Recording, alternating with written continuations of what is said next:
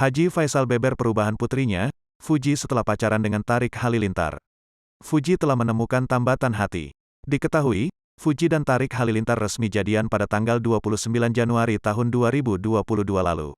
Bagaimana reaksi Haji Faisal melihat asmara putrinya dengan adik Atta Halilintar? Ayah selebgram Fujianti Utami, H. Faisal mengaku belum tahu putrinya sudah berpacaran dengan YouTuber Tarik Halilintar. Terkait hal tersebut, Faisal menilai sikap putri bungsunya mulai menunjukkan perubahan. Namun, ayah mendiang Bibi Andriansyah itu masih berprasangka baik dan menilai interaksi Fuji dan Tarik hanya sebatas pergaulan biasa. Hal ini diungkapkannya dalam tayangan wawancara di kanal YouTube Intens Investigasi, yang dikutip tribunwow.com, Rabu, tanggal 2 Februari tahun 2022. Faisal rupanya belum mendengar mengenai kabar mengenai hubungan baru antara Fuji dengan Tarik.